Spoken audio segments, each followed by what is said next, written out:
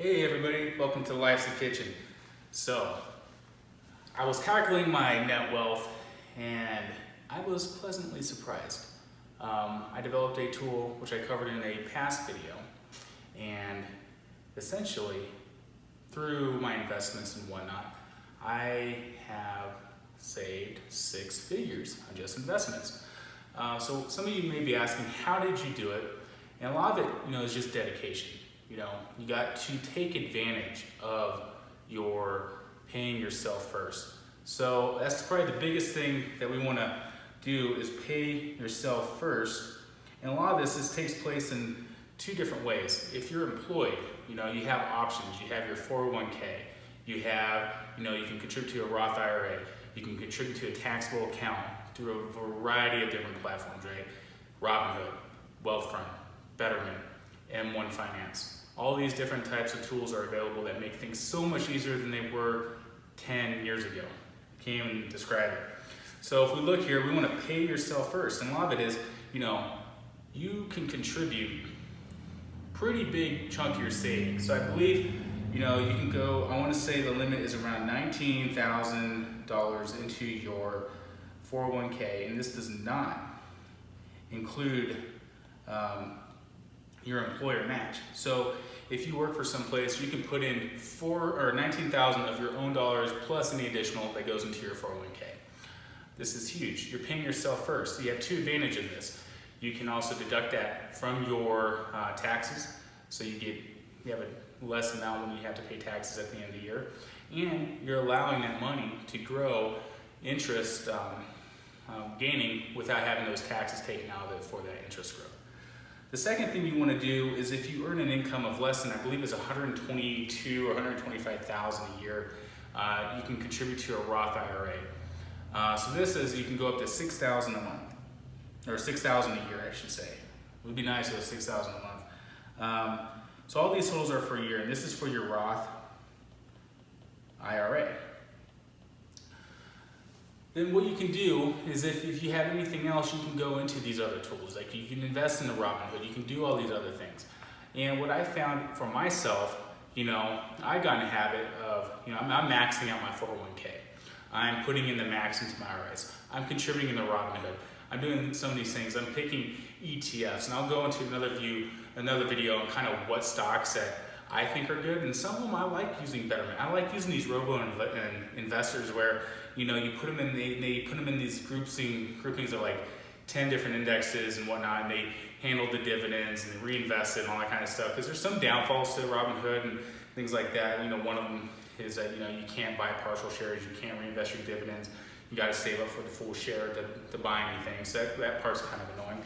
But overall, it gives you a lot of flexible freedom. So when I was looking at my my net wealth, I created a spreadsheet, and I'll walk that through in another video, because when I did it last time, it was kind of at the early stages. And this one, it changes my projections a little bit, because really, I'm trying to see how much do I need to invest before I can retire early, right? So I would say your biggest goal, you just need to pay yourself first. And then, you live according to the budget that you have left over. Don't save at the end of the month, save at the beginning of the month. That's probably the biggest takeaway.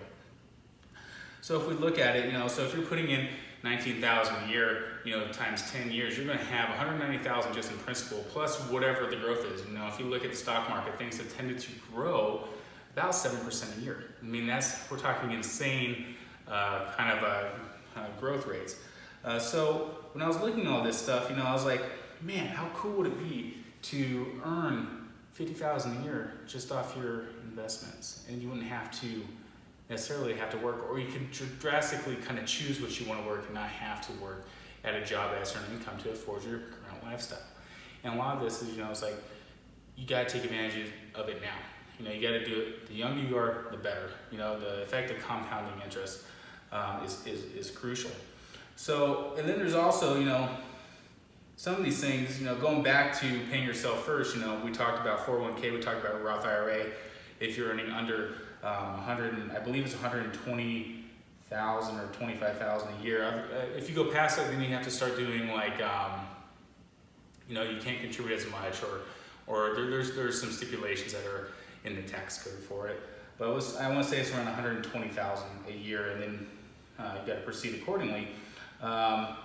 But essentially what you also want to do is, these funds aren't necessarily liquid, right? So if you had an unexpected medical expense or something, you can't pull these out without a penalty. And in terms of 401k and whatnot, usually unless it's for a qualified disbursement, you're going to have a penalty of roughly 10% on top of on top of the taxes that you do pay at the end of the year.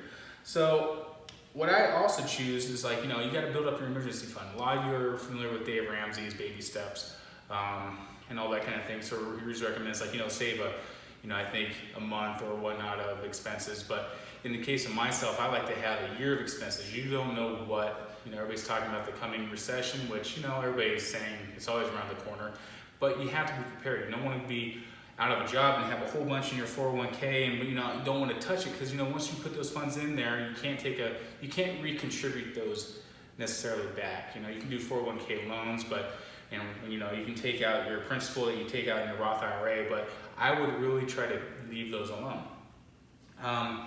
But you want to have a liquid account, and that's where, like, the taxable accounts are with Robinhood and Betterment and all those cool platforms.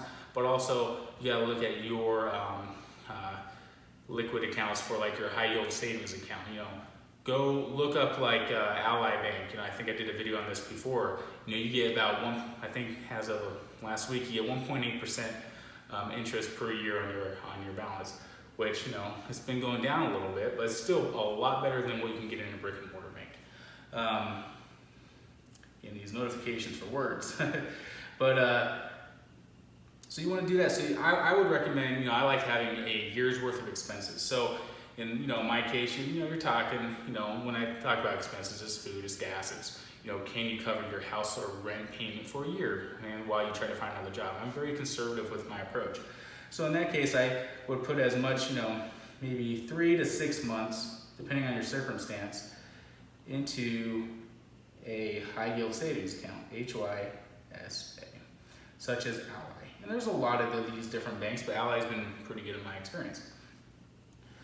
And then, so it's cool how crazily fast these things can compound and generate. So, when I look at my 401k, when I look at my IRA, when I look at my Ally Bank, and I look at my stocks, I'm over 100,000. I didn't even realize it, and it's a pretty cool feeling. And, in my next video, I'll talk about kind of how I've earned additional in terms of my investment properties that I do.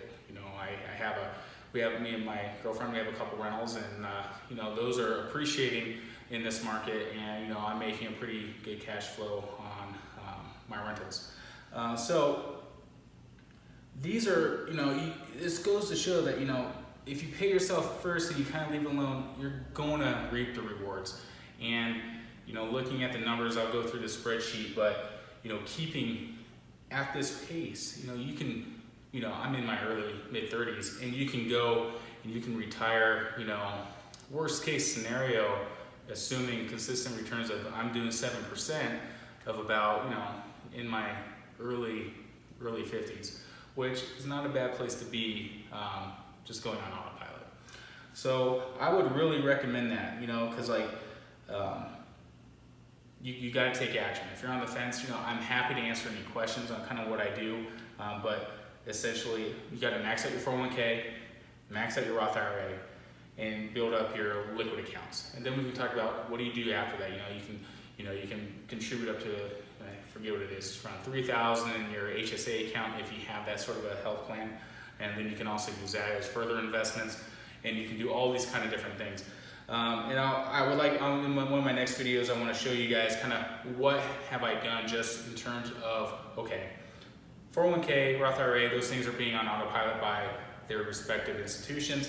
How am I choosing different stocks, and I'm really into the whole passive income, because you can build up these stock portfolios and have a lot of paper wealth, but you'd have to sell them to get it. So I've been watching videos from Andre Geek and some other guys on YouTube about dividend investing, and it's really turning me on to that, because I've always gotten dividends in my stocks, but I never really thought of it as a way to get passive income, So in my next video, I want to show you kind of you know, here's my stocks and here's kind of what I'm leaning towards. You know, you gotta look at these good companies where you can make, you're making, I think I looked at my Robinhood and I can show you in a video, probably $400 a year just off dividends. You know, it's crazy cool when that stuff happens. So I'd like to go into dividend stocks and show you my stock portfolio and kind of show you what I'm choosing and why I'm choosing it. But yeah, that's what I wanted to show. It's kind of like, the importance of paying yourself first. And before you know it, you're going to be looking at six-figure balances and you're going to be like, dang, this is not as hard as it seems. We live in such a privileged society, right, in the United States, where there's so much wealth, and if you're able to live below your means and be frugal, you can definitely make your future self happy. And that's my goal. Everybody's familiar with the FIRE movement, financial independence, retire early. You have to incorporate some of those aspects, and it's, time is of the essence. So once again, this is Jonathan. I appreciate you guys watching this on my channel, Life's a Kitchen, where pretty much we take in things and factor into your life, and you can make what you want. So yeah, I'll talk to you next time. Thanks, bye.